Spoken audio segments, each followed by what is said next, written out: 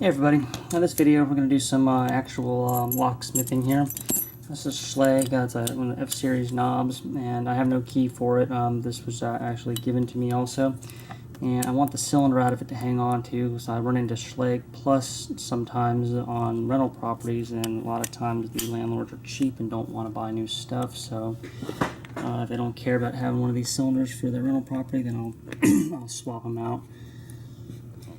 And to get these out without a key, you have to actually pick it. It's got to be turned, and they normally will pick counterclockwise, but without it being mounted on the door, that's really difficult for me to do being right-handed, so I'm going to attempt to pick it, I believe to be backwards, and see if I can just spin it with a plug spinner.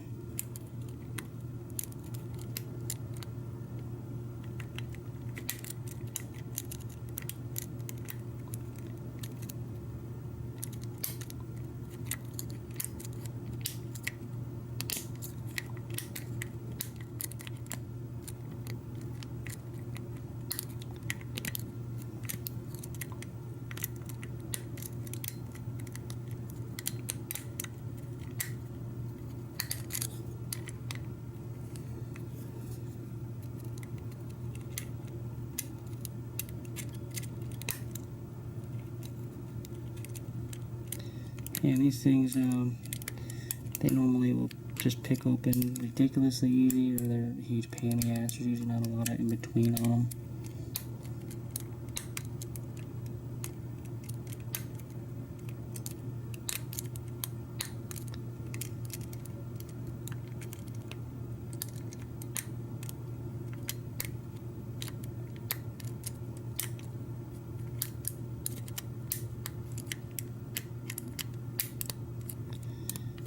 Yeah, just to get them out, it's got to be unlocked and turned, like 90 degrees or whatever past unlock, so the tailpiece gets out of the way of the little detent, and you can push it in and get it popped off. Alright, so that's, I guess that was the right way. Okay, so now what we're going to do is got a little detent right here, and so it's unlocked and it's turned. Going to push that in and pop the actual ball off. We've got our cylinder in there, and try not to lock it back if I can help it. There we go. And clip off here, I'm going to repin it. And they actually make a special follower for these tail pieces because they're kind of weird. And mine, of course, are all in my work vehicle, which I just remembered right now to bring one in for this. So clip off there. Alright, so since I don't have the right follower, I'm going to just try to be really careful. If I screw it up, I screw it up.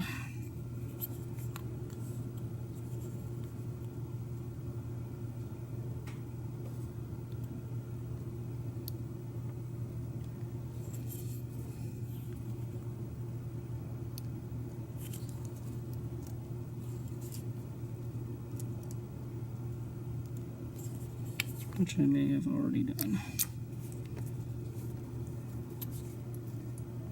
I think I did.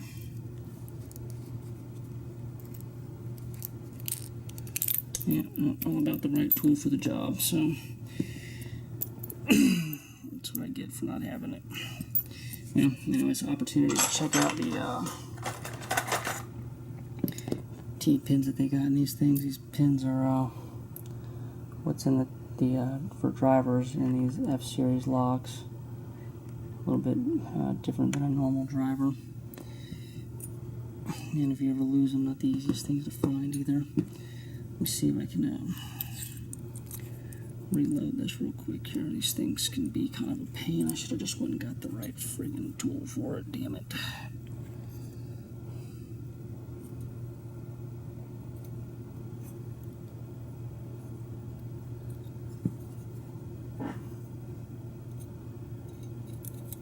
That's what I get for being lazy.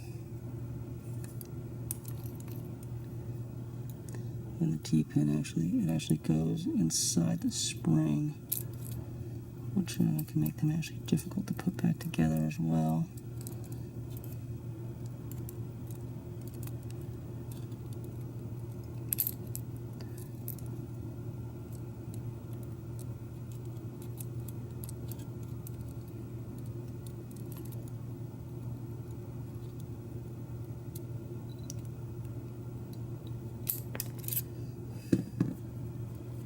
And they have the stupid floating pin cap. Yeah, these locks you can actually, from outside the lock, you can take one of these picks and you can grind on it and make it a little bit thinner, and you can actually just jam them in these things and push the pin cover off if for some reason you need to be in a super hurry or you're having difficulty picking it. And then you can a lot of times reassemble them. But you can avoid taking the pin cover off. You try to, because once you take it off once, it's more likely to come off again. You stick a key in and pop all the pins out.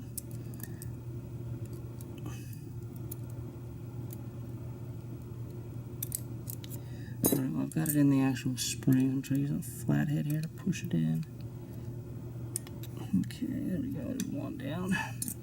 See, this is how they actually go, is like this. It's actually in the spring.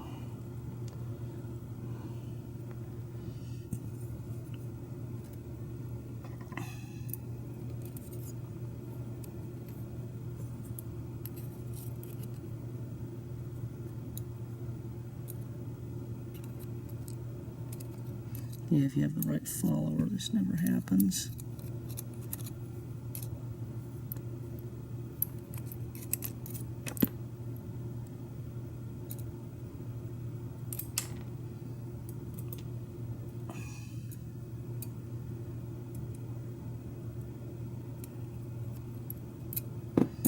So I'm just seating it in the spring.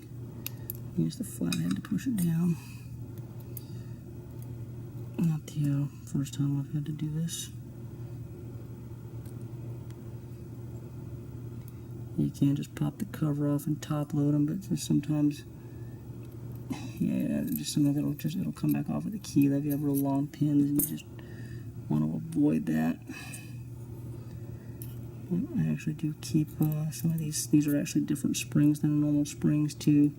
So I do make sure I keep some of these pins and springs handy just in case. Because even if I don't screw it up, you know, sometimes you gotta call it. Yeah, it came apart, or you know, I don't know, maybe who's rekeyed it before you.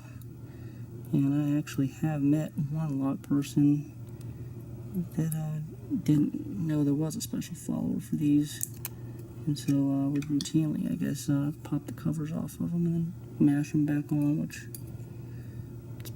poor practice really. You know, you put the key in, it can pop off and then go flying. These are under pretty heavy spring pressure.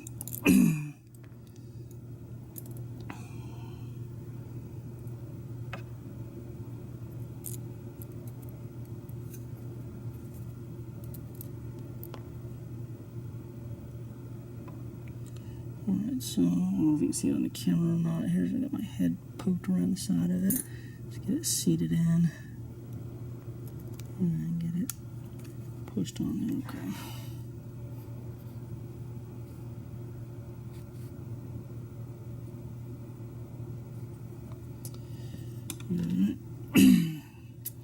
Now I'm going to rekey it here. Keys here, 34377.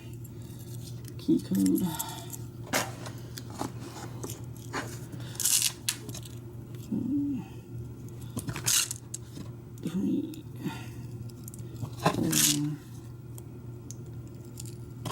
Three.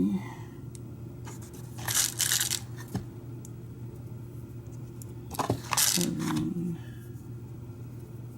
7. Alright.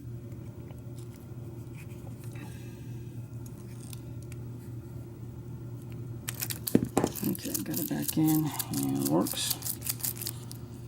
And make sure before you pull it out, if the clip's not on it, you put your thumb there so you don't rip the whole plug out. Actually, the other key works. Okay.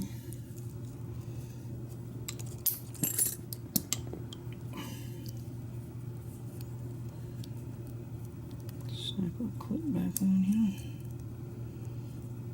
And then you would normally be putting it back in the knob and everything, but I just want just the cylinder. When we're replacing the whole knob, it would just be just the cylinder. If I ever do use this, so I'm just going to stick the key in, turn it sideways so it can't fall out, and go stick it in my toolbox. So that's going to do it for this video, and we'll talk to everybody later.